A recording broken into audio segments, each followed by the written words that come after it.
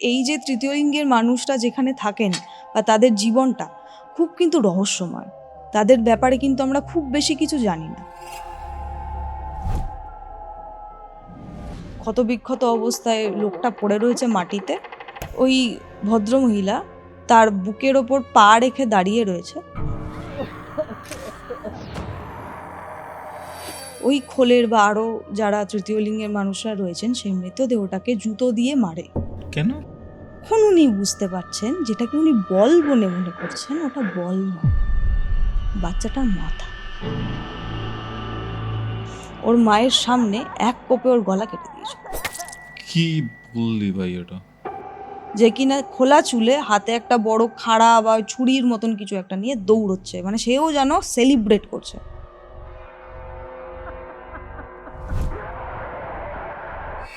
সেই বাচ্চাটা ওই ঘরের থেকে বেশ খানিকটা দূরে প্রান্তে দাঁড়িয়ে রয়েছে, ওর হাতে তখন মাথাটা।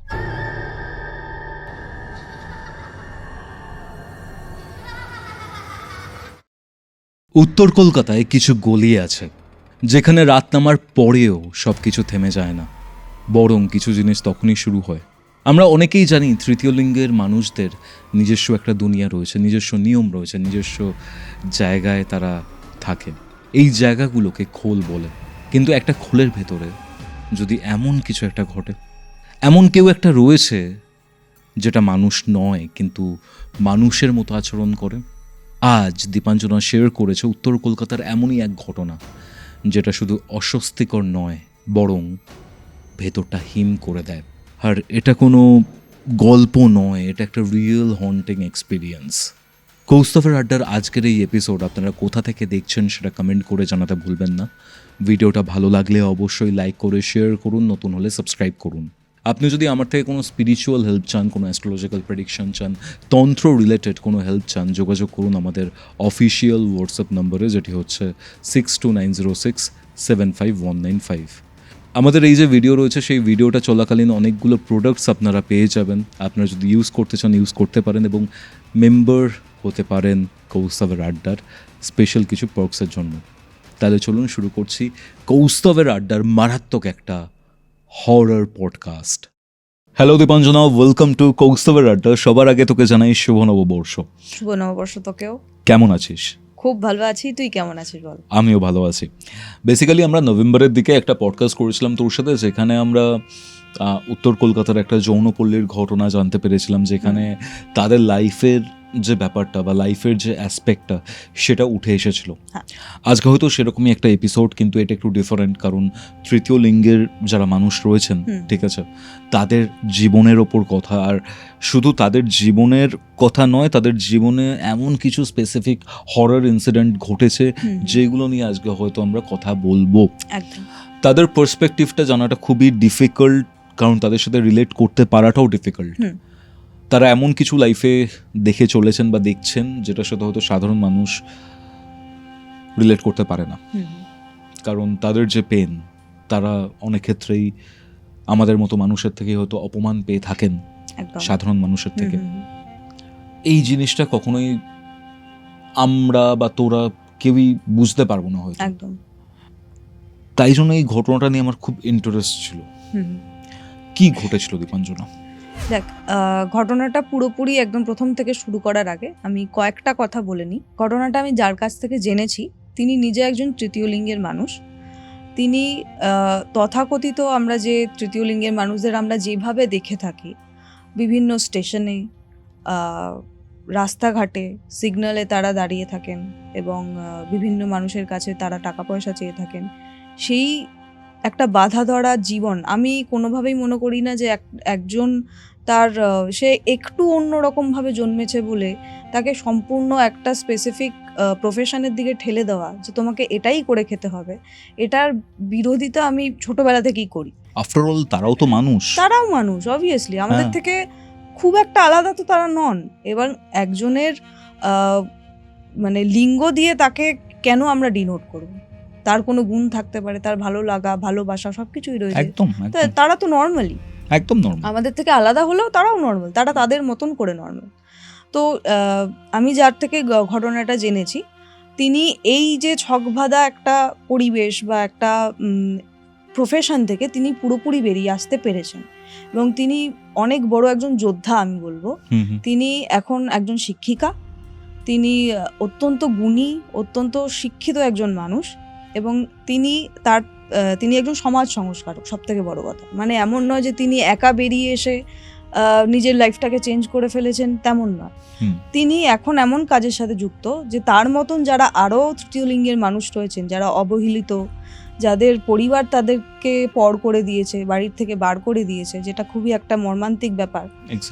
তো তাদেরকে তিনি খুব হেল্প করেন এবং শিক্ষা গ্রহণ, ক্লাসিক্যাল মিউজিক, ক্লাসিক্যাল ডান্স এসব শেখান তিনি এবং তাদেরকে মানে মেন ফ্লোতে, সমাজের যে মেন ফ্লোতে তাদেরকে নিয়ে আসার একটা চেষ্টা তিনি করেন এবং অনেক ক্ষেত্রেই তিনি এটাতে সফল হয়েছেন ফরচুনেটলি। তো তার মানে তিনি কী ধরনের প্রফেশনের সাথে জড়িত আমি সেটা বলে দিলাম। তো এইখান থেকেই মানে তিনি যখন এই কাজটা করছেন, এখনও করেন তিনি এই কাজটা, তো সেই সময়ই তিনি কিছু এমন অদ্ভুত ঘটনার সম্মুখীন হয়েছিলেন, তিনি আমাকে সেটা বলেছিলেন এবং আজকে আমি তোকে এবং তোর দর্শককে সেই ঘটনাই বলবো। তো প্রথমে একটা ছোট ঘটনা বলে দিই। উনি আমাকে আলাদা আলাদা দিনে এমনি গল্প করতে করতে বলেছিলেন। তো আমার খুব অদ্ভুত লেগেছিল ঘটনাটা, যে কারণে আমি ভেবেই রেখেছিলাম যে যখন তোর পডকাস্টে আসবো তোকে বলবো। মানে এত একটা অদ্ভুত ঘটনা যে আমাদের চারপাশে এমন কিছু জিনিস রয়েছে যা আমরা জানিই না। আর এই যে তৃতীয় লিঙ্গের মানুষরা যেখানে থাকেন বা তাদের জীবনটা খুব কিন্তু রহস্যময়, তাদের ব্যাপারে কিন্তু আমরা খুব বেশি কিছু জানি না। এখন যদিও বিভিন্ন লেখকদের বই পড়ে এই ইন্টারনেটের দৌলতে আমরা বেশ কিছুটা জানতে পেরেছি এবং তাদের শেষকৃত্যটাও অনেকটা ডিফারেন্ট, খুব ডিফারেন্ট, খুবই ডিফারেন্ট, সেগুলো নিয়ে আমরা আলোচনা করব। হ্যাঁ, একদমই তাই। তো তাদের যে নিজস্ব পার্সোনাল জীবন, সেইখানে প্রচুর রহস্য রয়েছে এবং সেই রহস্যের মধ্যে প্রচুর অলৌকিকতা জড়িত রয়েছে, যেইটার ঘটনা আমি আজকে তোকে বলবো। তো প্রথম ঘটনাটা যেটা, আচ্ছা এটা একটা জিনিস বলে রাখি, যেই এক একটা দল তো থাকে তৃতীয় লিঙ্গী মানুষদের জন্য, তো যেখানে ওনারা থাকেন, বসবাস করেন, বা একটা দল যেখানে বসবাস করে সেই জায়গাটাকে বলা হয় খোল। আচ্ছা, ঠিক আছে, তো আমি খোল বলেই বলবো। এবার খোলের না এক একটা ধরনের নাম আছে, তো খোলের যিনি হেড থাকেন, যিনি প্রধান থাকেন, তার নামে সেই খোলের নাম হয় এবং তাকে তারা গুরুমা হিসাবে বলেন। অমুক মা, একটা তার স্পেসিফিক একটা কিছু নাম হলো, সেই নাম দিয়ে অমুক মায়ের খোল, এভাবে ওনারা ডিনোট করেন, পরিচয় দেন। তো বারুইপুরের কাছাকাছি একটা এরকম খোল রয়েছে। তো তিনি গিয়েছিলেন, আমি যার থেকে ঘটনা শুনেছি। তো তিনি কি করেন, খোলে যারা ধর একটু কম বয়সী তৃতীয় লিঙ্গের মানুষরা রয়েছেন তাদেরকে লেখাপড়া শেখান, তাদেরকে স্কুলে ভর্তি করবার চেষ্টা করেন। এবার সব স্কুলে তাদেরকে ভর্তি নেওয়া হয় না, কারণ মানুষের একটা স্টিরিওটাইপ মেন্টালিটি রয়েছে যে অন্যান্য ছেলে মেয়েদের সঙ্গে যদি তাদের ভর্তি করা হয়, তাদের ছেলেদের মেয়েদের কী ধরনের মানে ইমপ্রেশন হবে। তো অনেক বাবা মারা রাজি হন। ইভেন অনেকে ভাবেন যে তাদের ইনফ্লুয়েন্স এদের উপরে খারাপ হতে পারে। আমি জানি না কেন খারাপ। এক্স্যাক্টলি, তারাও মানুষ, তারাও নর্মাল কথা বলতে পারে, তাদের সম্পূর্ণ অধিকার রয়েছে শিক্ষা ব্যবস্থা গ্রহণ করা, একদম শিক্ষা গ্রহণ করা। তো তিনি এই ব্যাপারে তিনি একটা প্রায় যুদ্ধই করেন এবং অনেক তৃতীয় লিঙ্গের মানুষদের বাচ্চাদের তিনি স্কুলে ভর্তি করিয়েছেন। তো সেখানে তিনি কি করেন, তিনি এই স্কুলে ভর্তি করার চেষ্টা তো করেনি এবং তিনি কোচিংয়ের ব্যবস্থা করেন, যে সন্ধেবেলা করে তাদেরকে পড়াশুনো করানো হবে, ছবি আঁকানো, তারপরে বিভিন্ন হাতের কাজ, যার যেটা ভালো লাগে সেইটা করানো। এবং তিনি নিজে খুব ভালো ডান্স করতে পারেন। তো তিনি, এবার দেখ, তৃতীয় লিঙ্গের মানুষদের যেই প্রফেশনে আমরা সাধারণত দেখে থাকি, সেই প্রফেশনে না তাদের একটু অন্যরকম নাচ শেখানো হয়, সেগুলো একটু চটুল, একটু অন্য ধরনের সেই গানের বোলগুলো হয়, যেই গানের যে লিরিক্সগুলো হয় সেগুলো একটু অশ্লীল বলা যায়, কারণ তাদেরকে সেইভাবেই সমাজকে দেখানো হয় বা সমাজ তাদেরকে সেভাবে রাখতে চেষ্টা করে। তো সেইগুলোর থেকে সরিয়ে নিয়ে তাদেরকে একটা ভালো শিক্ষা দেওয়ার জন্য তিনি কি করেন, তিনি ক্লাসিক্যাল ডান্স শেখান, রবীন্দ্রসঙ্গীত, রবীন্দ্র নৃত্য এসব শেখান, যাতে তাদের শিক্ষার পরিসরটা বাড়ে। তো তিনি খুব সুন্দর একটি কাজ করেন, তার জন্য তাকে অনেক ধন্যবাদ আমি দিতে চাই। তো তিনি সেই কাজের জন্য তিনি ওই বারুইপুরের কাছাকাছি খোলটিতে গিয়েছিলেন এবং সেখানে তিনি ইন্সপেকশনও করেন যে সেখানে খোলের মানে স্যানিটারি যে ব্যবস্থা সেটা কীরকম রয়েছে, যে সেখানে যারা থাকছেন তারা খুব পরিষ্কার পরিচ্ছন্ন মেনটেন করছেন কিনা পরিচ্ছন্নতা, তো তাদের স্বাস্থ্যের কীরকম হাল রয়েছে, তিনি সব কিছুই লক্ষ্য করেন এবং সেটাতে তাদেরকে অ্যাওয়্যার করেন, তাদেরকে বোঝান যে এটা করা উচিত, এটা উচিত না, আপনারা এইভাবে চেষ্টা করুন, এটা করুন। তো সবার মানে ওয়েলবিংটার জন্য তিনি চেষ্টা করে থাকেন। তো সেখানে তখন উনি যেদিন গিয়েছিলেন, 1-2 দিন যাওয়ার পরে তিনি লক্ষ্য করলেন ওদের ওখানে একটা অদ্ভুত ব্যাপার রয়েছে। ওই খোলটার আকার মানে জায়গাটা ম্যাপিংটা আমি একটু বলে দিই। ওখানে মোটামুটি 6-7টা ছোট ছোট ঘরের মতো রয়েছে, ঠিক আছে, আর তার চারপাশে বাউন্ডারি রয়েছে। তো 6-7টা যে ঘর রয়েছে তার ঠিক মাঝখানের জায়গাতে কিছুটা চৌবাচ্চার মতো একটা জায়গা রয়েছে, ছোট চৌবাচ্চার মতো জায়গা, যেটাতে কিনা নিচে নামার জন্য সিঁড়ি রয়েছে এবং ওই সিঁড়ির যে জায়গাটা, ওই জায়গাটা ঘেরা এবং সেখানে ফুল টুল পড়ে রয়েছে যেন ওটাকে পুজো করা হয়। তো উনি জিজ্ঞেস করেছিলেন ওখানকার যিনি গুরুমা ছিলেন, যিনি হেড অফ দ্য খোল, তাকে জিজ্ঞেস করেছিলেন যে মা, ওনারা ওকে মা বলেই ডাকেন, তো মা এইটা কি জিনিস? তো বলছে এইখানে যে কে থাকে আমরা কেউ জানি না, মানে আমি অন্তত জানি না। এইখানে যে থাকে সে বহু বহু বছর ধরে এখানে বাস করছে এবং তিনি আমাদেরকে রক্ষা করেন। তো ওনাদের খোলের একটা নিয়ম আছে যে যখন নতুন কোনো সদস্য বা সদস্যা ওখানে জয়েন হয়, মানে নিয়ে আসা হয় তাকে প্রথম দিন বা 1-2 দিন পর তাকে খুব সুন্দর করে সাজিয়ে খাওয়া দাওয়া করিয়ে মানে স্নান টান করিয়ে সুন্দর জামা কাপড় পরিয়ে তাকে ওই চৌবাচ্চার মধ্যে প্রবেশ করানো হয়। মানে সে একটা পুজোর থালার মতন একটা জিনিস নিয়ে ভেতরে প্রবেশ করে এবং সেখানে তাকে 1.5 দিন থাকতে হবে ওই চৌবাচ্চার ভেতরে। হ্যাঁ, চৌবাচ্চার মধ্যে কিন্তু জল নেই এবং অনেকটা গভীর এবং তুই বাইরে থেকে দাঁড়িয়ে দেখতে বুঝতে পারবি না যে ভিতরে কি রয়েছে এবং মানে একটা কতটা গভীর। আন্ডারগ্রাউন্ড চেম্বারের মতন কিছু তুই বলতে পারিস। এবার উপর থেকে দেখে চৌবাচ্চার মতো মনে হয়, আচ্ছা, যেহেতু ঘেরা জিনিসটা। তো সেখানে ওকে নামানো হয় এবং সেখানে সেই মানুষটিকে 1.5 দিন থাকতে হবে এবং 1.5 দিন পরে যখন সেই মানুষটা বেরিয়ে আসে, অদ্ভুতভাবে সে তার আগের যে স্মৃতি, আগের যেই পরিবার থেকে সে এসছে, মা বাবার স্মৃতি, বন্ধু বান্ধবের স্মৃতি, যে গ্রাম বা শহর থেকে এসছে না কেন, সে সম্পূর্ণ ভুলে যায় এবং সে যখন বেরিয়ে আসে মানে একেবারে নতুন একটা মানুষ হতে পারে। মানে উনি আমাকে যেই টার্মটা বলেছিলেন যে মানুষটা যেন ফরম্যাট হয়ে যায়, এরম একটা ব্যাপার, মানে পুরো একটা খালি মস্তিষ্ক নিয়ে সে বেরিয়ে আসে এবং তারপরে এই খোলের সঙ্গে নতুন যে জীবন সে শুরু করে পুরোপুরি ব্লেন্ড হয়ে যায়, মানে ওটাই সে, মানে যেন সে নবজন্ম। তো এই জিনিসটা ওনার খুব অদ্ভুত লাগে, মানে factory reset basically kind of. হ্যাঁ, তো উনি তো খুব শিক্ষিত একজন মানুষ এবং তিনি যুক্তিবাদী একজন মানুষ, তো ওনার খুব অদ্ভুত লেগেছিল। একদিন গিয়েছিলেন এবং প্রথম দিন গিয়েই তো ওখানে ঢোকা যায় না, ওই জিনিসটা নিয়ে উনি খুব চেষ্টা করেছিলেন জানতে যে কি আছে ভেতরে, কিন্তু কেউ কিছুই বলতে পারে না, বাট এটা ওনাদের সাথে সবসময়ই হয়। আরেকটা জিনিস ওখান থেকে যেটা হয় সেটা হচ্ছে একটি বিশেষ তিথিতে বছরের 1 দিন বা 2 দিন ওখানে পুজো দেওয়া হয়, ওই যে আন্ডারগ্রাউন্ড চেম্বারটা রয়েছে সেখানে পুজো দেওয়া হয়। পুজো দেওয়ার সময় সবাই খুব সাজগোজ করে প্রথমে নাচ করে, ওই জিনিসটাকে ঘিরে খুব নাচ করে এবং ওরা তো ঢোল বাজিয়ে, তারপরে আরও অনেক বাদ্যযন্ত্র আছে সেগুলো বাজিয়ে তারা নাচ করে। অনেক উৎসব হয়, মানে খাওয়া দাওয়া হয়, পানীয় গ্রহণ করেন তারা। করার পর সবাই মিলে ওই খোলের যারা সদস্য, বাইরের লোকজনকেও নেমন্তন্ন করা হয় বা তাদের অনুমতি থাকে না ওটার ভেতরে ঢোকার জন্য, তারা ভেতরে যান চোখে পট্টি বেঁধে, মানে ভেতরে তো এমনিতেই অন্ধকার, কিন্তু তারা পরবর্তীকালে যখন ওই উৎসবের দিনে তারা যখন ভেতরে যায় তারা চোখ বেঁধে তারপরে ওখানে প্রবেশ করার পর নিচেও নেমে ওরা মানে গান বাজনার আওয়াজ বাইরে থেকে পাওয়া যায়। সেইটা করার পর তারা আবার ওই সিঁড়ি বেয়ে বেয়ে উপরে উঠে আসেন এবং সেই সময় একটা খাবারের থালা থাকে, খাবারের থালা সেইটা নিয়ে নাবে এবং নিয়েই উপরে ওঠে, এমন না যে ওখানে রেখে আসে। উপরে ওঠার পর শেষ যিনি থাকেন, শেষে সাধারণত না সবসময় গুরুমা যে তিনি থাকেন, মানে যখন উঠে আসছে লাইনের একদম শেষে থাকবেন গুরুমা। তো সেই থালাটাকে সেই আমরা বিয়ের সময় দেখি না কনকাঞ্জলি দেয়, কনকাঞ্জলির মতন থালাটাকে পেছন দিকে ফেলে দেয়। হ্যাঁ, আর তত মানে যেরকম জোরে বাদ্যযন্ত্র বাজানো হচ্ছিল, গান বাজনা হচ্ছিল, তার থেকে অনেক বেশি জোরে সেই বাদ্যযন্ত্র বাজানো শুরু হয়। ওই ফেলে দিল, ফেলে দেওয়ার পর মানে তারা থালা সমেত ফেলে দেয়। হ্যাঁ, থালা সমেত এইভাবে ফেলে দেয় পুরো জিনিসটা। ফেলে দেওয়ার পর একটা বিশেষ নাম, সেই নামটা উনি আমাকে বলতে চাননি, বলে যে ওই খোলের বাইরে ওই নাম নেওয়া যায় না। তো সেই নাম চিৎকার করতে করতে আর ওই বাজনা বাজাতে বাজাতে, প্রচণ্ড জোরে বাজনা বাজাতে বাজাতে তারা নিজেদের ঘরে চলে যায়।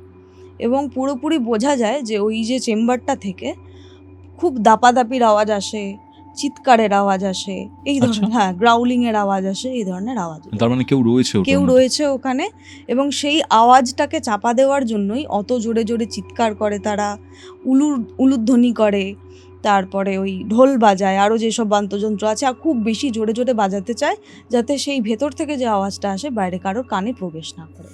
তো এইটা খুব অদ্ভুত আমার লেগেছিল ঘটনাটা, তো সেইটা আমি তোকে শেয়ার করলাম। তো এই ধরনের ঘটনা খুব একটা বাইরে আসে না। নিশ্চয়ই কেউ থাকেন ওখানে। হ্যাঁ, এবং তিনি 1-2 বছরের জন্য নয়, বহু বহু হাজার বছর ধরে তিনি ওখানে রয়েছেন আর কি। ওকে ওকে, ঠিক আছে, ওকে। তো এটা ছিল প্রথম একটা ঘটনা। যদি কেউ এই ব্যাপারটার ব্যাপারে জানেন বা এটা জানেন যে কে থাকেন ভেতরে, যদি কোনোভাবে জেনে থাকেন, কমেন্ট সেকশনে ডেফিনেটলি লিখে জানাবেন। আচ্ছা, এবার দ্বিতীয় ঘটনাতে প্রবেশ করি। এই ঘটনাটা বড় এবং মানে পুরোপুরি একটা গল্পের মতো বলতে পারিস। তো এই ঘটনাটা যেটা হয়েছে সেটা হচ্ছে আমাদের নর্থ ক্যালকাটাতেই, নর্থ কলকাতাতেই। কিন্তু অনেক রিকোয়েস্ট করার পরও সেই মানুষটি আমাকে স্পেসিফিক জায়গার নাম কোনোভাবেই বলেননি। আমাকে বলেছিলেন, না, তোমাকে আমি চিনি, তুমি ঠিক চলে যাবে, সে কারণে আমাকে বলেননি। তো এই একই ধরনের কাজ করার জন্য তিনি বিভিন্ন খোলে ঘুরে বেড়ান, বিভিন্ন বাচ্চাদের সঙ্গে, শুধু বাচ্চা নয়, যে কোনো বয়সী তৃতীয় লিঙ্গের মানুষদের তিনি হেল্প করেন, বিভিন্ন জিনিস শেখান, যেরকম বললাম।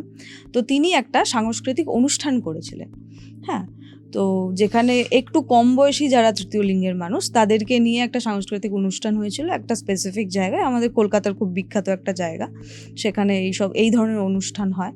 তো সেখানে তিনি অনুষ্ঠান করার পর সব খোলে গিয়ে তাদেরকে মানে নামিয়ে দিয়ে আসছিলেন, এবং শেষে ওই নর্থ ক্যালকাটার যেই খোলটার কথা আমি এখন বলছি সেইখানে তিনি নামিয়ে দিয়েছেন তাদেরকে। এবং সেই দিন না সাইক্লোনের একটা পূর্বাভাস ছিল। কোন সালটা? এটা হচ্ছে তোর 2021 সাল। সেই বছর একটা সাইক্লোনের ছিল, মানে ছোটোখাটো একটা সাইক্লোন এখান দিয়ে বয়ে যাবে, এরকম একটা ব্যাপার। তো সেদিনকে রাত্রিবেলা এই সন্ধ্যের পরেই খুব বেশ মানে ঝোড়ো হাওয়া দিচ্ছে, খুব বৃষ্টি টিষ্টি হচ্ছে, জায়গায় জায়গায় জল জমে গেছে। তো সেখানকার যে গুরুমা তিনি বলেছিলেন যে, মা তুমি, মানে যার কথা আমি বলছি, তিনি বলছেন যে, মা তুই আর বাড়ি যাস না আজকে, এই রাস্তাঘাটে কোথায় ফেসে টেসে যাবি, গাছ পড়ে যাবে, দরকার নেই, তুই আজকে আমাদের এখানেই থেকে যা, কাল সকালে যখন সব ফর্সা হয়ে যাবে, মানে পরিষ্কার হয়ে যাবে, তখন তুই আবার বাড়ি চলে যাস, সেখান থেকে খেয়ে দে তারপর বেরোবি। আর ওনারা খুব যত্নশীলা হন, খুব মানে ওয়েলকামিং হন ওনারা। তো উনি বললেন যে ঠিক আছে, কোনো অসুবিধা নেই, আজকের দিনটা আমি এখানে থেকে যাই। উনি ছিলেন ওখানে। তো রাত্রিবেলা নেবার, যেহেতু উনি ওনার বাড়ি বিছানা ছেড়ে অন্য জায়গায় রয়েছেন, অনেকেরই হয় যে নতুন জায়গায়, নতুন ঘরে, নতুন বিছানায় অনেকের না ঘুম আসতে চায় না, সেটা আমারও হয়। তো ওনারও ঘুম আসছিল না। তো রাত্রিবেলা উনি কি করবেন, রাত্রিবেলা শুয়ে ওনার ঘুম আসছে না, একটা ঘর ওনাকে অ্যালট করা হয়েছে। আর ওই খোলের নর্থ ক্যালকাটার ঘরগুলো তো এমনিতেই, যেগুলো পুরনো খুব ঘর, সেগুলো তো খুব কনজেস্টেড টাইপের হয়, ছোট ছোট ঘর থাকে, কনজেস্টেড টাইপের। তো উনি কি করলেন, ওখানে ঘুম আসছে না যখন, উনি একটু বাইরে বেরিয়েছেন। বাইরে বেরিয়ে উনি বৃষ্টি দেখছেন, যে বাইরে বৃষ্টি হচ্ছে। উনি মনে মনে ভাবছেন, কালকেও বাড়ি যেতে পারবো তো, রাস্তায় জল জমে গেছে, গাড়িটা নিয়ে আমার যেতে আবার প্রবলেম হবে, এই ধরনের জিনিসপত্র ভাবছেন, আর একটু একটু পায়চারি করছেন ঘরের থেকে বাইরে বেরিয়ে। তো সেই সময় উনি দেখতে পেলেন, উনি যেইখানে দাঁড়িয়ে রয়েছেন তার ডান দিকে একটা বারান্দা টাইপে চলে গেছে, আর এল শেপে বেঁকে গেছে বারান্দাটা। তো তুমি সেইখানে দেখতে পাচ্ছেন, এবার ওই যেখান দিয়ে এল শেপে বেঁকে গেছে বারান্দাটা, ওইখানে একটা সরু সিঁড়ি রয়েছে, যেটা উপরতলার ঘরে যাওয়ার জন্য সিঁড়ি। তো সেখানে উনি দেখতে পাচ্ছেন একটা বাচ্চা আস্তে আস্তে নেমে আসছে। এবার বাচ্চারা দেখবি, খুব ছোট বাচ্চারা দেখবি, আমরা যেভাবে সিঁড়ি দিয়ে নামি সেভাবে নামতে পারে না, একটা করে স্টেপ নামে থামে, হুম, আবার একটা স্টেপ নামে থামে। তো ওইভাবে একটা বাচ্চা নেমে আসছে। এবার উনি ভাবছেন যে এই খোলে তো কোনো বাচ্চা নেই, এত ছোট বাচ্চা নেই। এবার উনি তো বাচ্চাদের নিয়েই মেইনলি কাজটা করেন, বিশেষ করে যারা একটু কম বয়সে তৃতীয় লিঙ্গের মানুষ তাদের নিয়েই বেশিরভাগ কাজটা করেন, কারণ তাদের স্কুলে ভর্তি করা, পড়াশোনা, এসব জিনিসটা উনি মেইনলি দেখেন। তো উনি ভাবছেন কোনো বাচ্চার কথা থেকে না আমি শুনিনি, তাহলে বাচ্চাটা কোথা থেকে এলো। এবার উনি দেখতে পাচ্ছেন বাচ্চাটার সামনে না একটা বল গড়িয়ে আসছে, মনে হচ্ছে বলটার পেছন পেছন বাচ্চাটা আসছে, মানে বলটাকে ধরতে। অন্ধকারের মধ্যে ওটার মনে হয়েছে। এবার তারপরে উনি খানিকটা এগোতে গিয়ে আর বাচ্চাটাকে দেখতে পাচ্ছেন না, মনে হলো যেন কোথাও একটা ঢুকে গেল। উনি আর খুব একটা ওটা নিয়ে চাপ নেননি, ঠিক আছে হতে পারে কোনো বাচ্চা ছিল, আমাকে জানানো হয়নি কোনোভাবে। এবার সেদিনের মতো উনি ঘুমিয়ে পড়েছেন। পরের দিন গিয়ে উনি গুরুমাকে জিজ্ঞেস করছেন, আচ্ছা গুরুমা, তোমাদের খোলে কোনো বাচ্চা আছে নাকি, তুমি আমাকে বলোনি তো। তো উনি বলছে, হ্যাঁ বাচ্চা বলতে তো এই তো এ আছে ও আছে দেখাচ্ছে। বলছে না না, এত বড় বাচ্চা না, ছোট বাচ্চা, এই ধরো 3-4 বছরের একটা বাচ্চা। এবার যখন উনি এটা বলেছেন, গুরুমা এমনিতে খুব সুন্দরভাবে কথা বলতেন, উনি খুব আন্তরিকভাবে ওনার সাথে ব্যবহার করতেন, কিন্তু যখনই এই বাচ্চাটার কথা স্পেসিফিক্যালি জিজ্ঞেস করলেন যে 3-4 বছরের কোনো বাচ্চা আছে কিনা, ওনার মুখটা না খুব গম্ভীর হয়ে গেল। গম্ভীর হয়ে উনি এই প্রথম খুব রুড ব্যবহার ওনার সঙ্গে করলেন, বলে না এখানে কোনো বাচ্চা টাচ্চা নেই, কি বলো তুমি, যাও তোমার বৃষ্টি থেমে গেছে, বাড়ি যাওয়ার কথা, চলে যাও। খেতে হল, তুমি কি খাবে, তোমার জন্য খাবার রান্না করবো নাকি এমনি চলে যাবে। এরকমভাবে রুড বিহেভ করেছেন ওনার সঙ্গে। এবার ওনার একটু সম্মানে লেগেছে, বলছে না আমি খাবো না। উনি চাও না খেয়ে ওখান থেকে বেরিয়ে চলে এসেছেন। আমার কেউ যদি তোমার সাথে ব্যবহার করে, তোর সাথে যদি ব্যবহার করে, তোর মনে হবে না তার ঘরে বসে কিছু খায়। True. তো তিনি চলে এসেছেন। এবার তিনি তারপরে আবার নিজের ডেলি লাইফে বিভিন্ন কাজে নিজের প্রফেশনে জড়িয়ে গেছেন, তিনি ভুলেও গেছেন এই ব্যাপারটা। এবার একটা টাইমের পর এবার ওদের মানে এই বিভিন্ন খোলে না, ওনারা তো একটু অন্যরকম, মানে সমাজ থেকে তো একটু আলাদা থাকেন, তো ওনারা না এই এন্টারটেইনমেন্ট ব্যাপারটা খুব বেশি চর্চা করেন, মানে পার্টি যেটাকে বলা যেতে পারে, এই জিনিসগুলো খুব করেন ওনারা। কারণ নিজেদের তো একটা কি বলবো, নিজেদের মন ভুলিয়ে রাখার একটা তো চেষ্টা করতে হবে।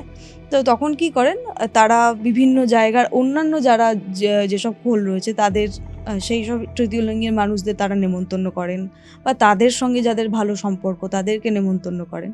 তো সেই সূত্রে ওনাকেও নেমন্তন্ন করেছেন যে আমাদের খোলে এরকম একটা উৎসব আছে, আমরা একটু ভালোভাবে পালন করব, তো তুমিও এসো। তো তিনি গেছেন।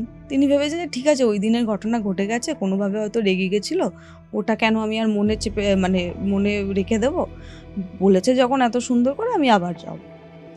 তো উনি গেছেন, গিয়ে ওখানে ওরকম ওদের প্রায় একটা পার্টি টাইপের হয়েছে, ও একটা সুন্দর পরিবেশ হয়েছে, এনজয় করেছেন উনি। তো সেখানে নাচ গান হয়েছে, সব কিছু করার পর এবার সেদিনও সবাই, মানে উনি যাদেরকে পড়ান আর কি, তারা তো ওকে খুব ভালোবাসে। তো তারা বলছে যে তুমি আজকে থেকে যাও মা, ওনাকে মা বলেই ডাকে, যে মা তুমিও আজকে থেকে যাও, আজকে তোমাকে যেতে হবে না, তোমাকে আজকে যেতে দেবো না, তুমি আজকে আমাদের সঙ্গেই থাকবে। তো উনি এত জোরাজোরি করছে দেখে ঠিক আছে আমি আজকে তোদের সঙ্গেই থাকবো, থেকে গেছেন উনি। সেই দিনও উনি বেশ রাত করে, না সেদিন একটা জিনিস উনি লক্ষ্য করলেন যেটা আমি বলতে ভুলে যাচ্ছিলাম, সেটা হচ্ছে এই যে খাওয়া দাওয়া হচ্ছিল, প্রচুর রান্না বান্না করেছেন ওনারা, বাইরে থেকেও কিছু খাবার আনা হয়েছে, পানও হয়েছে কিছু জিনিসপত্র।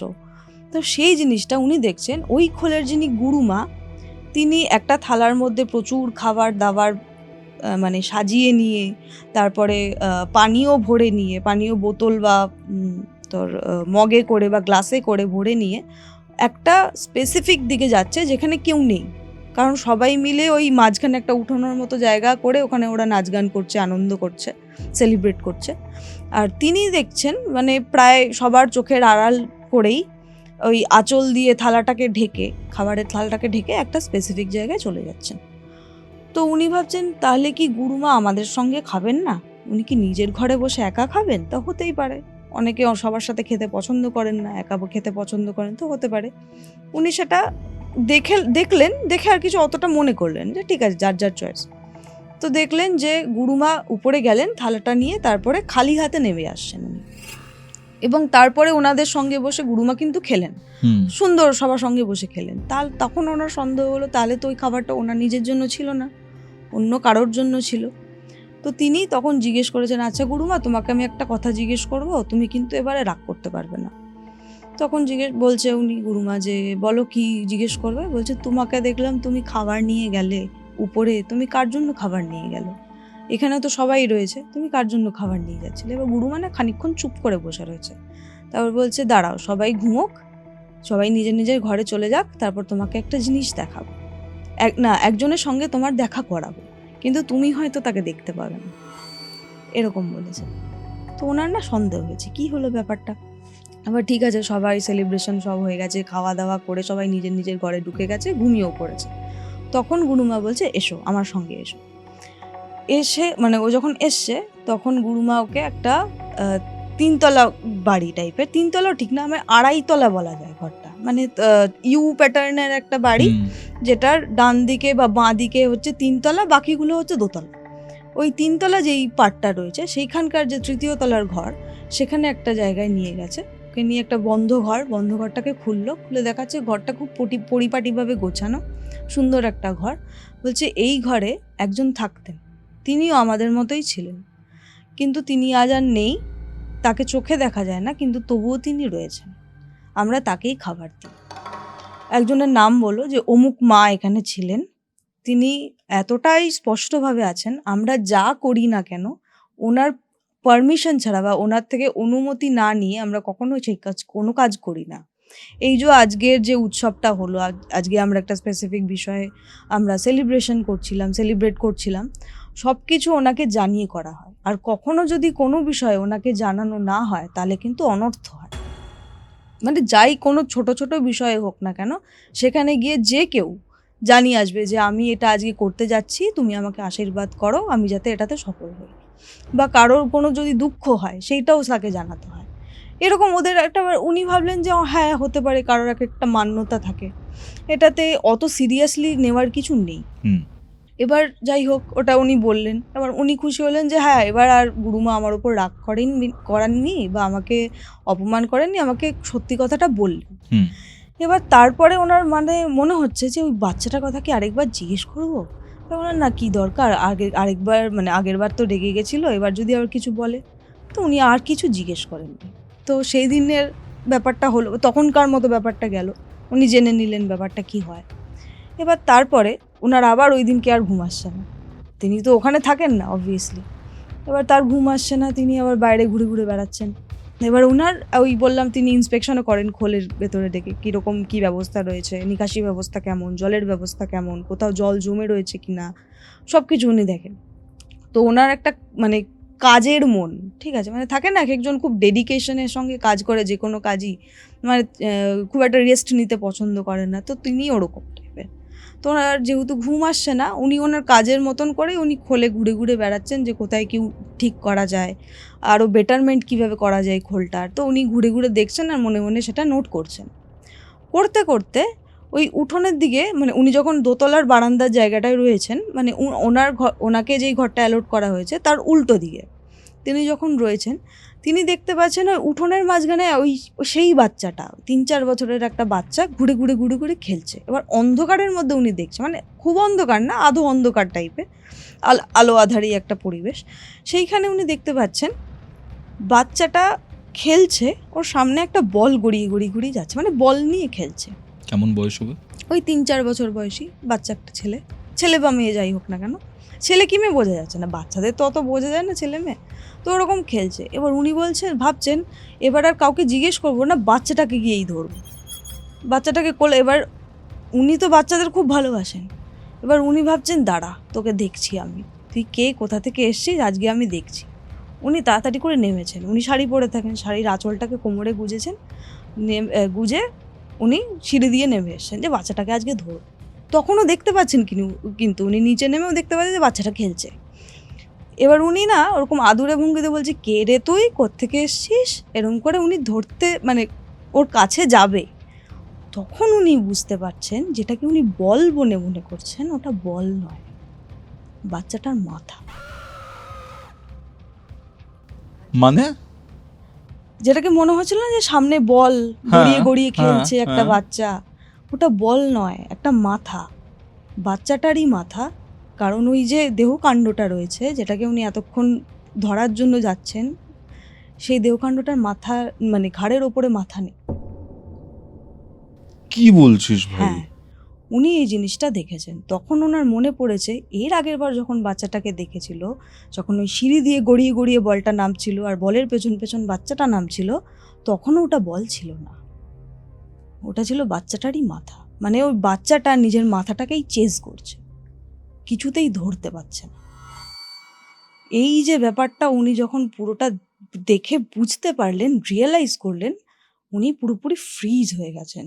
বলছে আমি না ওখানে অন্তত 1.5 থেকে 2 মিনিট দাঁড়িয়ে ওই পুরো দৃশ্যটা দেখছি, যে একটা মাথাবিহীন একটা বাচ্চার দেহ তার নিজের মাথাকেই চেজ করছে, মানে ধরতে চাইছে, মানে বলটা গড়িয়ে গড়িয়ে সামনে সামনে চলে যাচ্ছে, মানে মাথাটা অ্যাকচুয়ালি ওই জিনিসটা গড়িয়ে গড়িয়ে মানে ঘুরছে পুরো উঠোন জুড়ে, আর বাচ্চাটা ওটাকে ধরার জন্য একটুখানি ঝুঁকে দৌড়ে দৌড়ে দৌড়ে দৌড়ে বেড়াচ্ছে। এই জিনিসটা উনি 1.5-2 মিনিট অবধি দেখেছেন।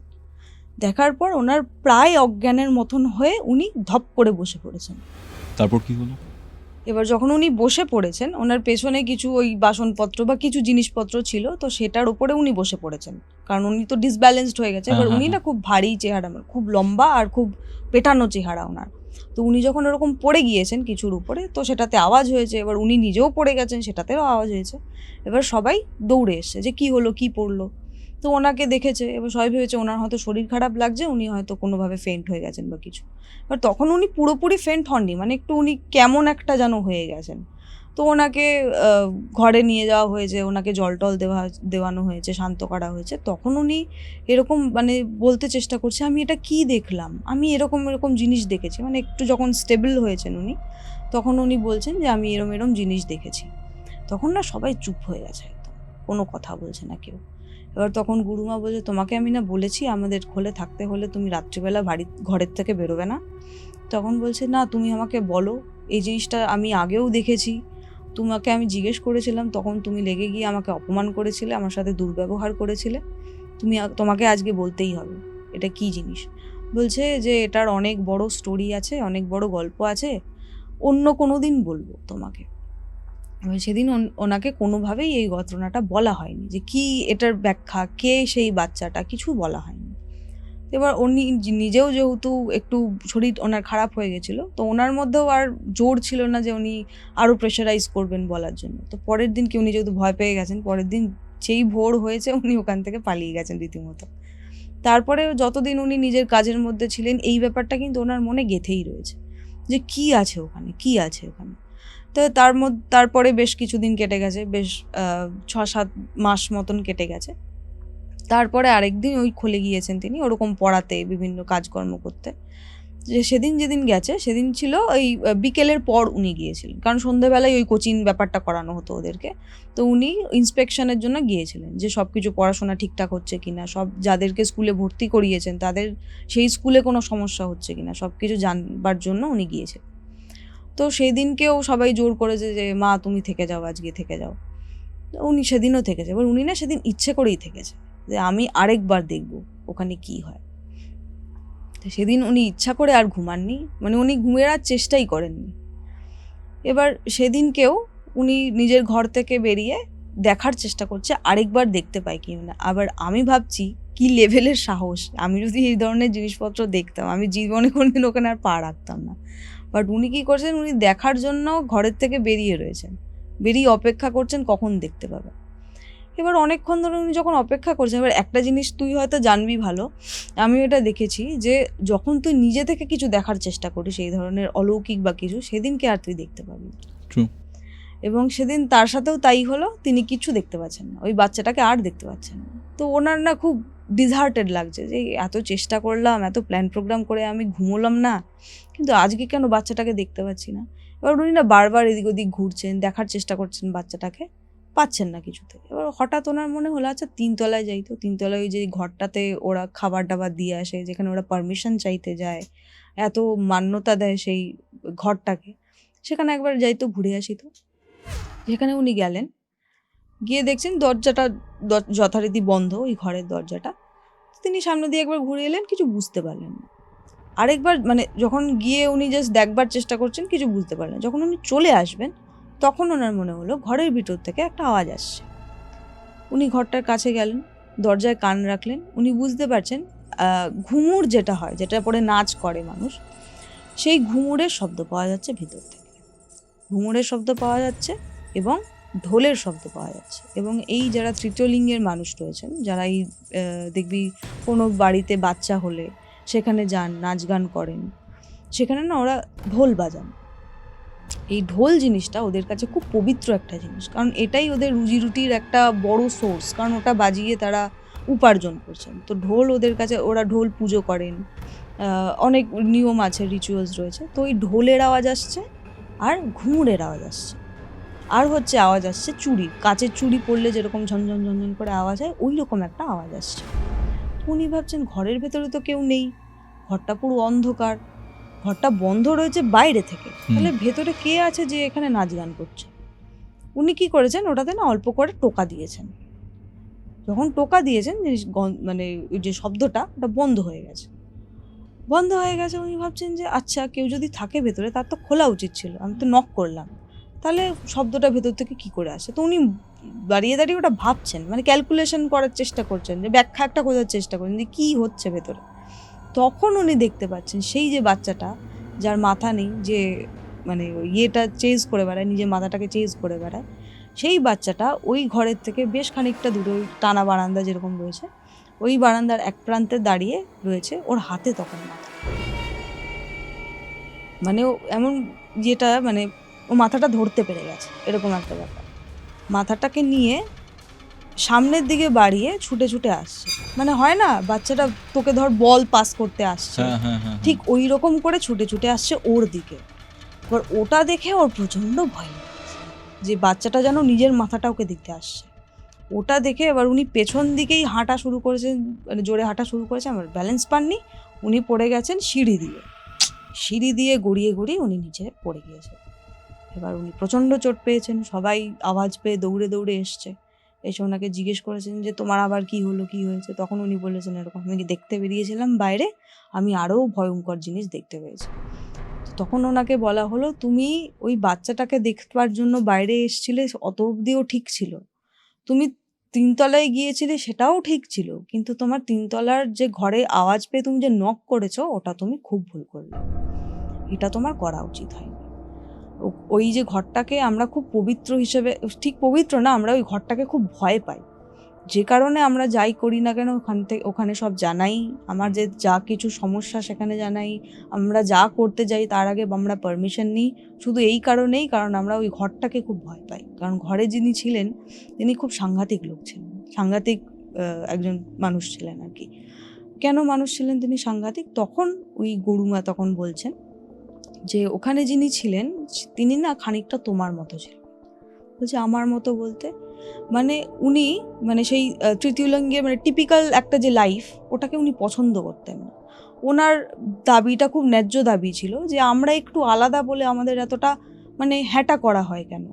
আমাদের পরিবার থেকে আমাদের নিজেদের বাবা মা আমাদের মুখ দেখতে চান না, আমাদেরকে তাড়িয়ে দেওয়া হয়, আর তারপরে মানে সমাজ আমাদেরকে মেনে নেয় না, আমরা অন্য কাজ করতে চাইলেও আমাদের করতে দেওয়া হয় না, আমাদের প্রায় বাধ্য হতে হয় এই ধরনের ভিক্ষে করতে। রীতিমতো তারা তো ভিক্ষেই করেন না, তাদেরকে এই ধরনের চটুল নাচ করতে বাধ্য করা হয়, যেটা ওনাদের ভালো না লাগলেও করতে হবে। তো এই জিনিসটা না উনি পছন্দ করতেন না। এবার এই যেই মহিলাটার কথা বলা হচ্ছে, এই ঘটনাটা মোটামুটি আজ থেকে প্রায় 100 বছর আগের, প্রায় 100 বছর আগে। এবার তখনকার দিনে না আইন শৃঙ্খলা কিছু জায়গায় খুব টাইট ছিল, কিছু জায়গায় খুব লুজ ছিল। এবার উনি, মানে ওনার খুব স্বপ্ন ছিল যে উনি কাউকে একজনকে ভালোবেসে বিয়ে করবেন, তার সঙ্গে সংসার করবেন, তার একটা সন্তান হবে, তিনি মা হবেন, এই রকম একটা তার খুব ইচ্ছে ছিল। তো তিনি একটা কাজ করেছিলেন, যেটা হয়তো আজকের দিনে দেখতে গেলে ইল্লিগাল বলা যায়, কিন্তু তার পয়েন্ট অফ ভিউ থেকে যদি তুই দেখিস, তাহলে সেটা খুব মানে প্যাথেটিক মনে হবে, যে তার চাওয়াটা খুব একটা অন্যায্য চাওয়া না। তো তিনি কি করেছিলেন, এবার দেখবি প্রচুর খবর এরকম পাওয়া যায়, এই ধর ডাস্টবিনে, রেল লাইনের ধারে, রেলের বাথরুমে সদ্যজাত সন্তান ফেলে রেখে চলে আসে কেউ কেউ, বিশেষ করে যদি মেয়ে হয় সেই বাচ্চাটা ফেলে রেখে চলে আসে। মানে তার বাবা মাকে কখনো খুঁজে পাওয়া যায় না এরকম। তো তিনি একদিন এরকম যখন উনি ঘুরে ঘুরে টাকা কালেক্ট করছিলেন কোট আনকোট, তো এরকম একদিন রাত্রিবেলা উনি কোথাও থেকে ফিরছিলেন একটা নির্জন জায়গায়, এরকমই একটা খুব নোংরা একটা জায়গা যেখানে তোর আবর্জনা ফেলা হয়। মানে স্বাধীনতার আগে এটা? হ্যাঁ, স্বাধীনতা। তো সেইখানে এরকম একটা বাচ্চা উনি পেয়েছিলেন, একদম সদ্যজাত বাচ্চা, বস্তায় করে কেউ একটা ফেলে রেখে চলে গেছে ন্যাকড়ায় মুড়িয়ে। তো তিনি আওয়াজ পেয়েছিলেন, একটা কুই কুই টাইপের আওয়াজ পেয়েছিলেন। তো তিনি ভেবেছিলেন কি কোনো তোর কুকুরের বাচ্চা হয়তো কোথাও ওই আবর্জনার মধ্যে ফেঁসে রয়েছে, সে বেরোতে পারছে না। এবার ওনার না খুব মানে মায়ার শরীর বলে না, খুব করুণাময়ী টাইপের একটা ছিল, মানে উনি খুব সবাইকে ভালোবাসতেন, সবার যত্ন করতেন। উনি ভাবছেন না, ছোট একটা বাচ্চা হয়তো ফেঁসে গেছে আবর্জনার মধ্যে, ওকে বের করতে হবে। তো উনি যখন বের করতে গেছেন, উনি দেখছেন যে একটা বস্তার ভেতর থেকে আওয়াজটা বেরোচ্ছে। এবার যখন আবর্জনা সরিয়ে উনি বস্তাটাকে তুলেছেন, তখন ওনার কানে আওয়াজটা আসছে না, এটা তো কুকুরের আওয়াজ নয়, এটা মানুষের শিশুর আওয়াজ আসছে। আর মানুষের বাচ্চার আওয়াজ, কুকুরের বাচ্চার আওয়াজ আলাদা হয়। দূর থেকে শুনলে হয়তো তোর কিছুটা সব সিমিলারিটি লাগতে পারে, বাট সামনে থেকে শুনলে তুই বুঝতে পারবি, দুটোর মধ্যে ডিফারেন্স করতে পারবি। এবার উনি যখন তাড়াতাড়ি করে জিনিসটা খুলেছেন, উনি দেখতে পাচ্ছেন এবার একটা সদ্যজাত শিশু, যার নাড়িটাও ঠিকঠাক করে কাটা হয়নি, এরকম একটা শিশু ওটার মধ্যে রয়েছে। উনি তাড়াতাড়ি করে নিজে কোলে করে নিয়ে ওটাকে চলে এসেছেন, ওই বাচ্চাটাকে নিয়ে এসে কোলেতে এনে উনি প্রচুর যত্ন করেছেন, ডাক্তার দেখিয়েছেন, করে ওনাকে উনি বাঁচিয়েছেন বাচ্চাটাকে। এবার তখন যেহেতু আইন শৃঙ্খলা অতটাও বেশি ছিল না এই সব ব্যাপারে, তো উনি কী করেছিলেন, বাচ্চাটাকে নিজের কাছেই রেখে দিয়েছিলেন, কোনো অনাথ আশ্রমে বা কোথাও দান করেননি। তো ওনার ভেতরে যেহেতু একটা মাদারহুড ব্যাপার ছিল, উনি চাইতেন একটা সন্তান হোক আমার, কিন্তু তিনি যেহেতু প্রকৃতির খেয়ালে একটু অন্যরকম, তিনি কখনো মা হতে পারবেন না। তো তার ভেতরকার একটা মাতৃত্ব জেগে উঠেছে। তিনি ভেবেছিলেন, মানে তার মতে বা তার মনে হয়েছিল যে ঈশ্বর তাকে একটা উপহার দিয়েছে। তিনি যেহেতু মা হতে চেয়েছিলেন, প্রকৃতি মানে হয়তো বিরূপ হলেও ঈশ্বর তার থেকে মুখ ফিরিয়ে চাননি, তাকে মা হওয়ার সুযোগ দিয়েছে, তাকে একটা সন্তান দিয়েছে। তো তিনি তাকে মানে একদম কি বলবো, নিজের মায়ের মতো, নিজের সন্তানের মতন তাকে মানুষ করবার শুরু করেন। তার জন্য উনি কি করেন, উনি না খুব একটা এই যে তাদের যে টিপিক্যাল কাজকর্ম সেগুলো থেকে অনেকটা বেরিয়ে এসেছেন। তার মানে প্রায় 90% টাইমই ওই বাচ্চাটাকেই দিয়ে দিয়েছিলেন। যেহেতু উনি একটা মানে না চাইতেই এরকম একটা জিনিস, না চাইতে বলবো না, একটা মানে খুব আকাঙ্ক্ষিত জিনিস উনি পেয়েছিলেন, একটা সন্তান পেয়েছিলেন। তো নিজের প্রায় লাইফটাই ওর প্রতি উৎসর্গ করে দিয়েছিলেন এবং খুব হ্যাপি হয়ে গেছিলেন তিনি একটা বাচ্চা পেয়ে। তো বেশ অনেক দিন কাটলো। এবার এখানে একটা খুব ডার্ক বিষয় রয়েছে, যেটা আমি তোকে পডকাস্টের আগে তোর সাথে আলোচনা করছিলাম যে বিষয়টা নিয়ে। সেটা হচ্ছে, এর আগে আমি যে যৌনপল্লীর ঘটনা বলেছিলাম, যেখানে যে মেয়েদের সঙ্গে কতটা নৃশংসতা হয়, এই নৃশংসতা থেকে কিন্তু এই তৃতীয় লিঙ্গের মানুষরাও বাদ যান না। আচ্ছা আচ্ছা। একদমই। সমাজের কিছু নিকৃষ্ট মানুষ, কিছু ক্ষমতাধর মানুষ নিজেদের ক্ষমতাকে জাহির করার জন্য এদেরকেও ব্যবহার করে থাকে। কারণ তাদের তো কোনো সাপোর্ট নেই, তাদের কোনো ব্যাকবোন নেই, তারা তো এমনিতেই খুব অসহায়। তো তাদেরকে না যৌন দাসী হিসেবে ইউজ করা হতো এবং এখনো হয় আনফরচুনেটলি। এবং এটা তুই জানিস কিনা জানি না, অনেকেই জানবেন যে প্রচুর তৃতীয় লিঙ্গের মানুষ আছে যারা যৌনকর্মে লিপ্ত। ঠিক আছে, হ্যাঁ, প্রচুর প্রচুর রয়েছে। তো তাদের অনেক ডিমান্ডও রয়েছে, প্রচুর বড় বড় পার্টিজে তাদেরকে নিয়ে যাওয়া হয় এবং তাদেরকে রীতিমতো বাধ্য করা হয় এই কাজকর্ম করার জন্য। ঠিক আছে, তো তখনকার দিনেও সেই ব্যাপারটা খুব একটা আলাদা ছিল না। এই তৃতীয় লিঙ্গের মানুষদের মধ্যে যারা একটু বেশি মেইলি দেখতে, তাদের খুব ডিমান্ড। এবার তাদেরকে রীতিমতো তুলে নিয়ে যাওয়া হতো তাদের খোল থেকে, তাদেরকে যথেচ্ছভাবে ব্যবহার করা হতো, সরাসরি বলতে গেলে তাদেরকে ধর্ষণ করা হতো এবং অনেক দিন পর যখন তাদের মন হতো তারা ফেরত দিয়ে যেত বা রাস্তার মাঝখানে ফেলে রেখে চলে যেত। তারা নিজেদের মতো কোনো রকমভাবে আবার নিজেদের খোলে ফেরত চলে আসতো। তো তাদের খোল থেকেও একটি মেয়েকে, মেয়েই বলবো, কারণ তিনি নিজেকে আইডেন্টিফাই করতেন মেয়ে হিসাবে। তো তার সঙ্গে এরকম না অন্যায় অনেকবার হয়েছিল। তো সেই সময়কার যে রাজনৈতিক কিছু হোমরা চোমরা লোক ছিল এবং কিছু তথাকথিত আইন রক্ষাকারী পুলিশ, তারাও এই ব্যাপারে জড়িত ছিল। মানে তাদেরকে ওখান থেকে নিজেদের চয়েস মতো কাউকে কাউকে তুলে নিয়ে যেত, মানে তাদেরকে রীতিমতো ধর্ষণ করে ব্যবহার করে তাদেরকে আবার ফেরত দিয়ে যেত। তারা কিছু বলতে পারতেন না, কারণ যারা আইন রক্ষাকারী তারাই যদি এরকম হয় তাহলে তারা কমপ্লেনটা কাদের কাছে করবে। তো এরকম হতে হতে একদিন হলো কি, ওনারকে মানে যার কথা আমি বলছি, যিনি একজন সন্তানকে উঠিয়ে নিয়ে এসেছিলেন, মানুষ করেছিলেন, তাকে একজনের খুব পছন্দ হয়ে যায়, কোট আনকোট পছন্দ হয়। তো তিনি ছিলেন গুন্ডা টাইপের একটা, মানে রাজনৈতিক গুন্ডা বলা যায়। তো তার খুব পছন্দ হয়েছিল। তো উনি বলেছিলেন যে তুই আমার সঙ্গে যাবি। এবার ওনার না ততদিনে মেন্টালিটি একেবারে চেঞ্জ হয়ে গেছে, পুরোপুরি চেঞ্জ হয়ে গেছে। এবার উনি, আমি আগেই বললাম, উনি আর স্পেসিফিক যে তৃতীয় লিঙ্গের মানুষদের কাজ, ওই বিভিন্ন জায়গায় গিয়ে টাকা চাওয়া, নাচ গান করা, উনি আর করতেন না। ওনার লাইফটা পুরোপুরি মানে গড়ে উঠছিল ওই বাচ্চাটাকে মানুষ করার জন্য। তো তিনি বলছেন যে না, আমি এখন মা হয়ে গিয়েছি, আমি আর এসব করি না। এবার যেহেতু ওকে রিফিউজ করেছে, সেই তথাকথিত রাজনৈতিক গুন্ডার খুব আঁতে লেগে গেছে, মানে যেটাকে মেল ইগো বা ইগো বলা হয়, সেটাতে খুব লেগে গেছে। এবার যেহেতু ওকে না করেছে, ওকে বলছে আমি তোকে দেখে নেওয়ার কাইন্ড অফ থ্রেটেন করে চলে গেছে সেদিনের মতো। তারপরে অনেকবার তাকে ডেকে পাঠিয়েছে, তিনি যাননি। এবার একদিন কি হলো, এবার তাদের তো প্রচুর ম্যান পাওয়ার, প্রচুর এমনিও ক্ষমতা, প্রচুর টাকা পয়সার জোরও রয়েছে। আর কলকাতা তখন এনার্কি চলছে পুরোপুরি।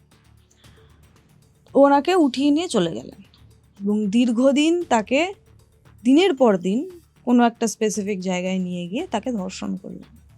সেই রাজনৈতিক যে গুন্ডা, তাকে ধর্ষণ করা হলো, প্রায় আধমরা করে তাকে ছেড়ে দিয়ে গেল আবার এই খোল। তো তিনি এখানে এসে প্রচুর কান্নাকাটি করছেন। এবার তিনি মন থেকে পুরোপুরি ভেঙে গিয়েছেন, কিন্তু তাদের তো কোথাও যাওয়ার নেই। কোথায় গিয়ে তিনি তার দুঃখটা জানাবেন, বা কোথায় গিয়ে তিনি অভিযোগ জানাবেন যে আমার সঙ্গে এই অন্যায়টা হচ্ছে?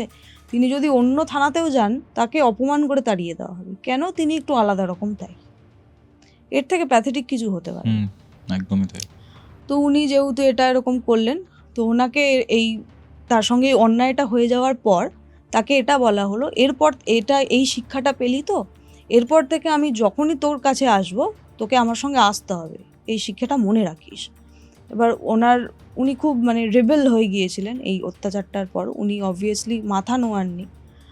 উনি বলেছিলেন যে আমি যাব না, তোমার যা খুশি করার চেষ্টা করো। আমি আমার যে সন্তান রয়েছে, ছেলে ছিল সন্তানটা, আমার ছেলেকেই আমি পুরোটা দান করেছি, ওকে ছেড়ে আমি কোথাও যাব না।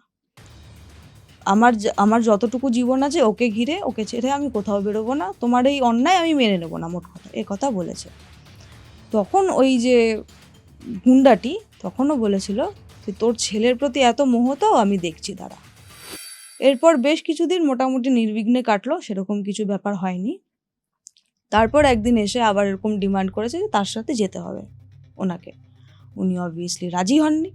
তখন বলছে আচ্ছা, ছেলের জন্য রাজি হচ্ছিস না তো, ওটাই যত নষ্টের গোড়া। এবার উনি কী করলেন, উনি একা আসেননি, ওনার দলবল নিয়ে এসেছিলেন। ওনার এই শটান ঢুকে গেলেন ওনার ঘরে। ওনার ঘর কোথায় ছিল? এই 3 তলায়।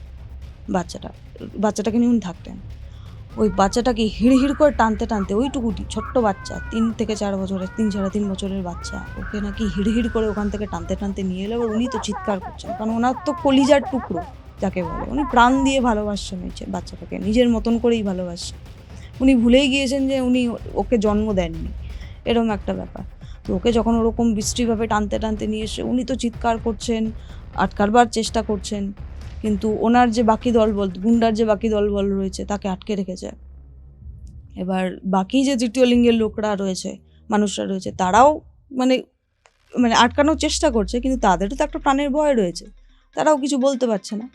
ওই বাচ্চাটাকে নিয়ে এসে উঠোনের মাঝখানে ওর সামনে, মানে ওর মাই বলবো আমি ওনাকে, ওর মায়ের সামনে এক কোপে ওর গলা কেটে দিয়েছে।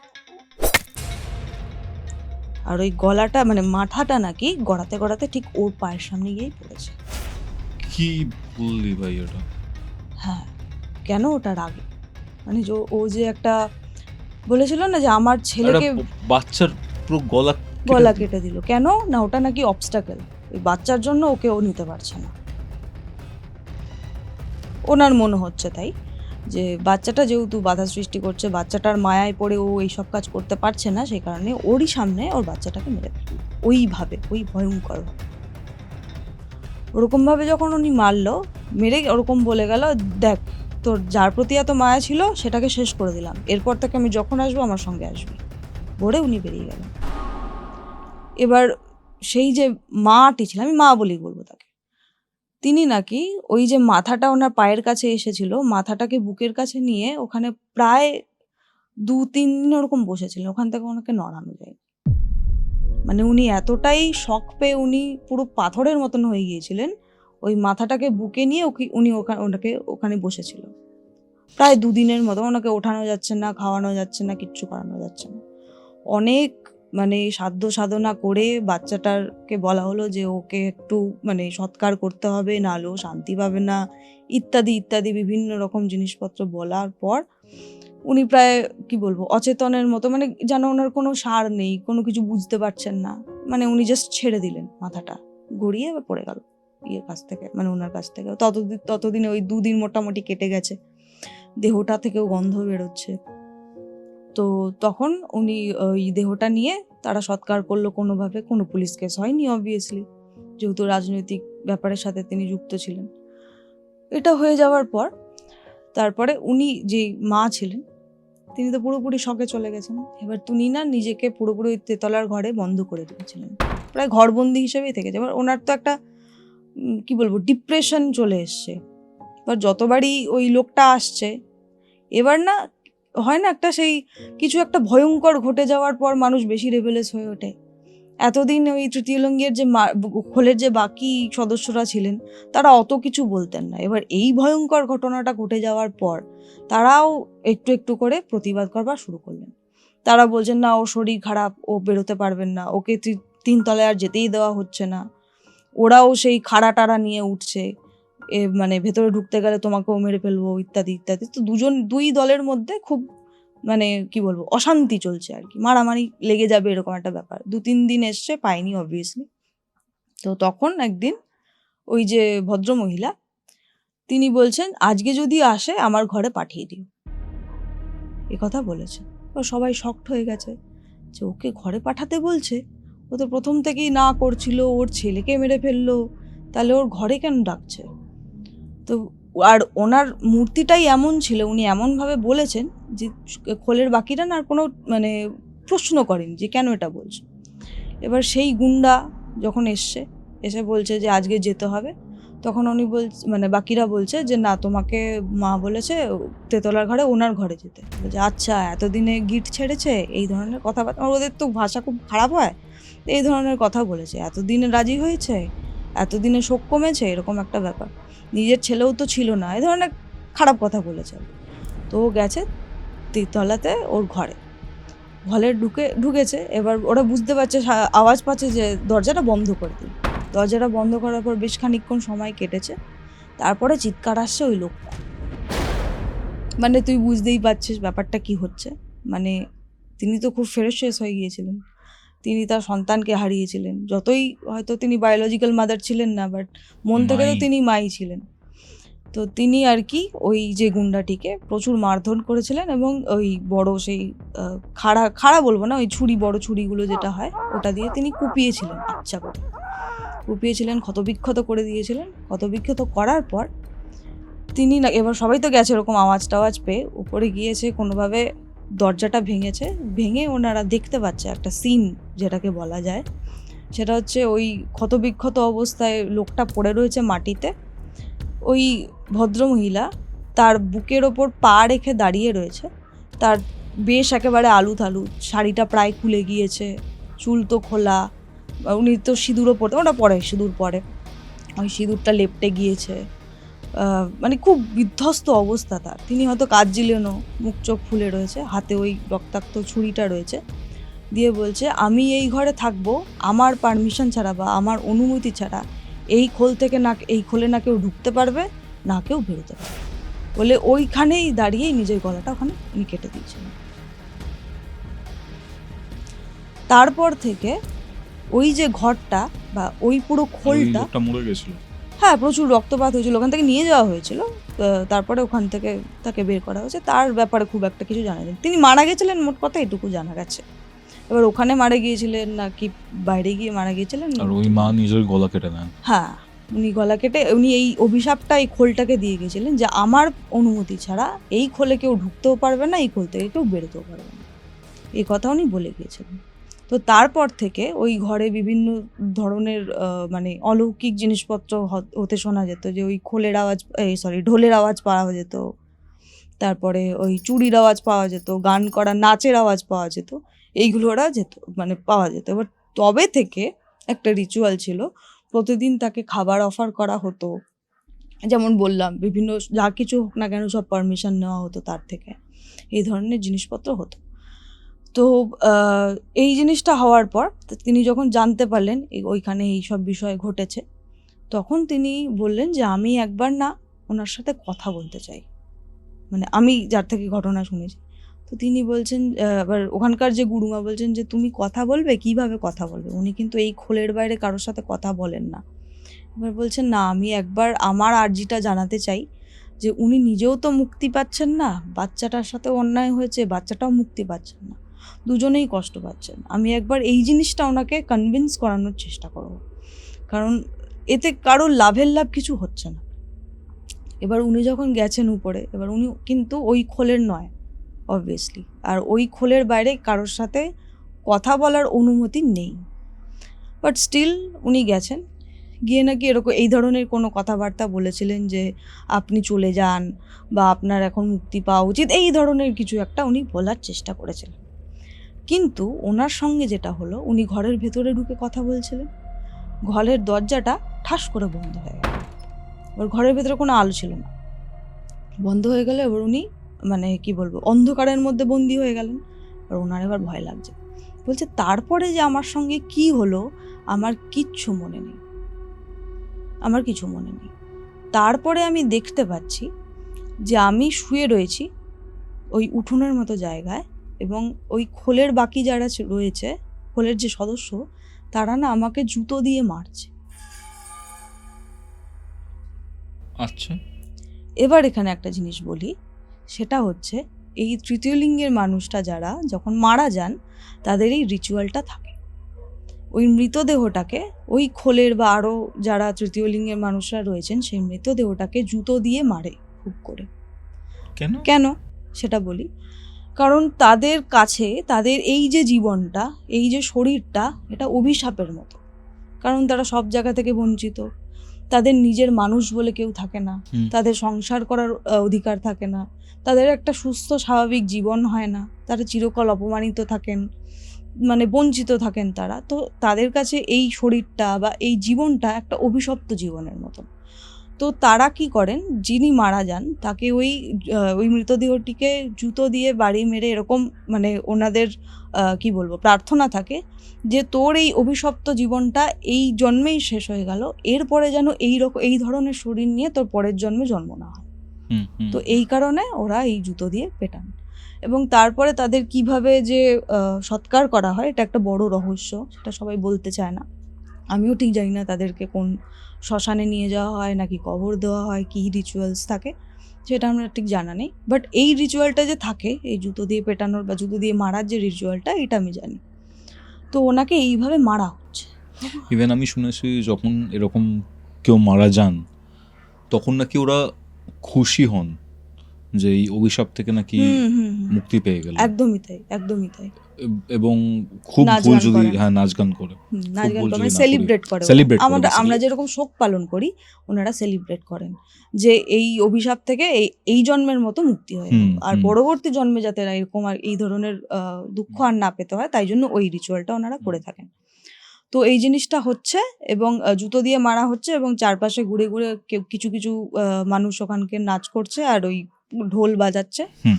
আর একটা ভয়ঙ্কর জিনিস হচ্ছে, সেটা হচ্ছে একটা উলুধ্বনি পাওয়া যাচ্ছে, আর সেই উলুধ্বনিটা মানে যখন বলছে, আমি যখন শুনছি আমার না সারা গা কাঁপছে, ওরকম ভয়ঙ্কর উলুধ্বনি আমি জীবনে শুনিনি, কারণ উলুধ্বনি ওনারা দিয়ে থাকেন, বাট ওইটা মনে হচ্ছে আমার কানের ভেতর দিয়ে না আমার পুরো শরীরটাকে পুরো ভাইব্রেট করাচ্ছে, আমার মনে হচ্ছে আমার গা জ্বালা জ্বালা করছে, মানে প্রচণ্ড লাউড একটা উলুধ্বনি। আর মনে হচ্ছে উলুধ্বনিটা অন্য চারপাশ থেকে আসছে না, আসছে ওই তেতলার ঘর থেকে। ঠিক আছে, ওই জিনিসটা হচ্ছে। উনি অনেকক্ষণ শুয়ে রয়েছে, উনি ভাবছে আমি কি মারা গেছি, মারা গিয়ে গিয়ে আমাকে আমার এরকম করা হচ্ছে আমাকে, তাহলে আমি দেখতে পাচ্ছি কি করে। ওনার মধ্যে না একটা অদ্ভুত ডিলেমা চলছে, একবার মনে হচ্ছে যে আমার সঙ্গে কিছু একটা অন্যায় হচ্ছে, কিছু একটা ভুলভাল জিনিস হচ্ছে, আবার ওনার মনে সন্দেহ হচ্ছে আমি কি মরে গেছি। তো এই ডিলেমাটা ওনার মধ্যে কাজ করছে যে আমার হচ্ছেটা কি, একবার মনে হচ্ছে মরে গেছি, একবার মনে হচ্ছে না কি হচ্ছে আমার সঙ্গে। তাই সেই সময় উনি আরেকটা জিনিস, আর ওনার না কিছুটা ওই স্লিপ প্যারালিসিসের মতো হয়ে গেছে, উনি যে উঠে বসবেন সেটা উনি পারছেন না। তো ওনার মনের মধ্যে একটা চলছে আমি তাহলে বোধহয় মরেই গেছি, এগুলো দেখতে পাচ্ছি স্টিল আমি মরে গেছি, কারণ এই যে রিচুয়ালগুলো এটা তো মারা যাওয়ার পরই হয়ে থাকে। তো ওনার প্রচণ্ড ভয় লাগছে। তারপরে উনি দেখতে পাচ্ছেন ওই তেতলার যে ঘরটা, কারণ উনি তো চিত হয়ে শুয়ে রয়েছেন, উনি দেখতে পাচ্ছেন, আবার চিত হয়ে শুয়ে তেতলার ঘরটা দেখতে পাচ্ছেন উঠোন থেকে। উনি দেখতে পাচ্ছেন ওইখানে কেউ একটা রয়েছে যে কিনা খোলা চুলে, হাতে একটা বড় খাড়া বা ছুরির মতন কিছু একটা নিয়ে দৌড়চ্ছে, মানে সেও যেন সেলিব্রেট করছে, মানে সেই হয় না সেই কি বলবো, কিছুটা উল্লাস করা যেটাকে বলে, হাতে কিছু একটা নিয়ে উল্লাস করা। উনি ওরকম দৌড়চ্ছে, ওনার পেছনে পেছনে সেই যে মাথা কাটা যে বাচ্চাটা সেও দৌড়চ্ছে, এবং তার যে মাথাটা হাতের মধ্যে নিয়ে এভাবে দৌড়চ্ছে।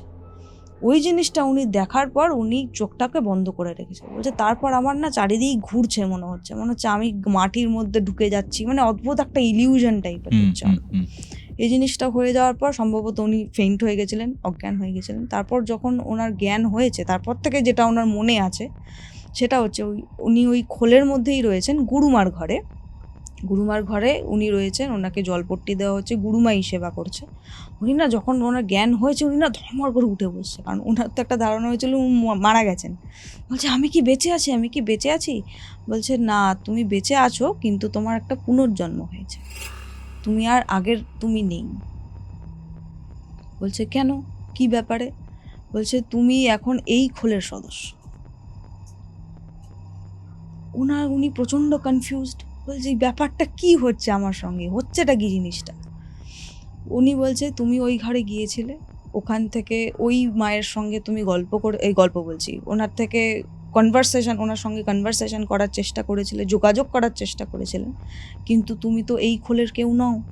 সেই কারণে উনি তোমাকে দরজা বন্ধ করে কিছু একটা নিজের মতন কাজ করেছে, এটা তো উনি নিজেও বলতে পারছেন না, জানেন না, ওনার মনে নেই। উনি যখন মানে দরজাটা যখন খুলেছে, এবার জিনিসটা কি হতো, ওইখানে যিনি থাকতেন, যার বিদেহী ওখানে বসবাস করে, তিনি একমাত্র মানে কনভারসেশন করেন ওই খোলের যে গুরুমা হবে তার সঙ্গে। মানে এই গুরুমা হয়তো নিজের পদ ছেড়ে দিলেন, পরবর্তীকালে যিনি হবেন তার সঙ্গে কনভারসেশন করবে আবার, মানে ওই পদে যে থাকবে তার সঙ্গেই একমাত্র কনভারসেশন করবে, বাকির সঙ্গে করবে না। তো ওই গুরুমাকে নাকি বলেছিল ও যদি ও আমার সঙ্গে কনভারসেশন যেহেতু মানে যোগাযোগ করার যেহেতু চেষ্টা করেছে, ওকে এই খোলে থাকতে হবে, এই খোলের সদস্য করতে হবে, কিন্তু ও তো আমাদের খোলের নয়, ও অলরেডি একটা আলাদা জীবন থেকে এসছে, তো ওকে অ্যাজ আ মৃতদেহ তোরা ট্রিট কর, ভেবে নে ও মারা গিয়েছে। উনি তো অলরেডি ফেইন্ট ছিলেন, তো ওনাকে না নেশার বস্তু খাওয়ানো হয়েছিল, কিছু খুব নেশার বস্তু খাওয়ানো হয়, যে কারণে ওনার খুব মাথা ঘুরছিল, ওনার মনে হচ্ছিল যে মাটিটা ফাঁক হয়ে যাচ্ছে, উনি মাটির মধ্যে ঢুকে যাচ্ছে, এই ধরনের একটা ইলিউশন ক্রিয়েট হচ্ছিল না। তো ওনাকে ওরকম সাজিয়ে গুছিয়ে ওরকম উঠোনে রাখা হয়েছিল, জুতো দিয়ে মারা হচ্ছিল, ওনাকে চারপাশে ওরকম ঘোরা হচ্ছিল, এবার ওনার পায়ে নাকি আগুন দেওয়া হয়েছিল, মানে ওই সৎকার করার আগে যেরকম সে পাট কাটে দিয়ে আগুন দেয় না, ওই টাইপের কিছু রিচুয়ালস করা হচ্ছিল, নাচ গান যেটা বললাম করা হচ্ছিল, করার মানে কাইন্ড অফ ওনার যে আগের জীবনটা ছিল ওই জীবনটাকে এন্ড করা হলো ওনাকে অ্যাজ এ মৃতদেহ ট্রিট করার পর এবার কোনো খোলে যখন কোনো তৃতীয়লিঙ্গের মানুষ আসেন, তো তাদেরকেও কিছু রিচুয়াল করে সেইখানে ওয়েলকাম করানো হয়, ওই নথ পরানো হয়, তারপরে বউয়ের মতন সাজানো হয়, অনেক সময় আবার বিয়ের মতন করে সিঁদুর টিঁদুর পরানো হয়, এরকম রিচুয়াল আছে ওদের। তো এই জিনিসটা নাকি উনি যখন ওরকম নেশাগ্রস্ত অবস্থায় ছিলেন তখন নাকি এই জিনিসটা করানো হয়েছিল। তারপরে ওনাকে ওই তেতলার ঘরে নিয়ে যাওয়া হয়েছিল, নিয়ে যাওয়া হওয়ার পর মানে তাকে বলা হয়েছিল আজ থেকে এই অমুক নামটা তো আমি বলবো না, যে এখন থেকে তোমার খোলের সদস্যা, তুমি একে আশীর্বাদ করো। তারপর থেকে নাকি ওনার সঙ্গে মানে ওই যে ওখানে যে জিনিসপত্র উনি দেখতে পেতেন সেটা উনি আর দেখতে পেতেন না। ওখানে থেকেছিলেন অনেকবার, বাট উনি দেখতে পেতেন না, কিন্তু ওনাকে ওই তারপর থেকে ওই খোলের সদস্য হিসেবেই গণ্য করা হতো। খুবই উইয়ার্ড ঘটনা ছিল। খুব উইয়ার্ড ঘটনা এটা। মুক্তি পেয়েছিলেন ওনারা? না, উনি তো ওখানেই থাকতে চান, কারণ ওই খোলটাকে কাইন্ড অফ উনি পজেস করে আছেন, মানে উনি ওখানকারই একজন কি বলবো হেড বলা যায়, কারণ ওনার পারমিশন ছাড়া ওখানে কিছু হয় না। উনি ওনার ছেলের সঙ্গে থাকতে চান, ওনার ছেলে তার নিজের মাথা নিয়ে খেলে, এটা খুব উইয়ার্ড জিনিস। নিজেরই কাটা মাথা। নিজেরই কাঠার মাথা নিয়ে বলের মতন করে খেলে, এবং ওটাকেই চেজ করে বেড়ায়। সাধারণ একটা ঘটনা ছিল দীপাঞ্জনা। হুম। ঠিক আছে, কি বলবো বুঝতে পারছি না ঠিক। কৌস্তবের আড্ডার আজকের এই এপিসোডটা আপনাদের কেমন লাগলো কমেন্ট করে জানাবেন। ভিডিওটা ভালো লাগলে অবশ্যই লাইক করে শেয়ার করবেন, এবং দীপাঞ্জনাকে কি আপনারা আবারও চান? আমি উত্তরটা জানি, বাট স্টিল জিজ্ঞাসা করলাম। অবশ্যই কমেন্ট করবেন, কি ধরনের ঘটনা চান সেটাও কমেন্ট করবেন। আজকের এই এপিসোড যারা যারা দেখছেন তারা যদি আমার থেকে কোনো স্পিরিচুয়াল হেল্প চান, কোনো অ্যাস্ট্রোলজিক্যাল প্রেডিকশন চান, অথবা তন্ত্র রিলেটেড কোনো হেল্প চান, যোগাযোগ করুন আমাদের অফিসিয়াল হোয়াটসঅ্যাপ নাম্বারে, যেটি হচ্ছে 6290675195। তাহলে চলুন দেখা হচ্ছে পরবর্তী এপিসোডে। ততক্ষণ অবধি কৌস্তবের আড্ডার এরকম আরও 2টি এপিসোড দেখতে আপনার মোবাইল স্ক্রিনে আসে ডান দিকের অথবা বাদিকের বক্সে ক্লিক করুন। আর দীপাঞ্জনাকে আজকে যারা প্রথমবার দেখলেন, এটা তাদের প্রথম এপিসোড, আমি রেকমেন্ড করব দীপাঞ্জনার যে ঘটনাগুলো রয়েছে কৌস্তবের আড্ডাতে, সেগুলো একবার শুনে আসুন, ভালো লাগবে। কৌস্তবের আড্ডার আরও 2টি এপিসোড দেখতে আপনার মোবাইল স্ক্রিনে আসা ডান দিকের অথবা বাদিকের বক্সে ক্লিক করুন। দেখা হচ্ছে পরবর্তী এপিসোডে।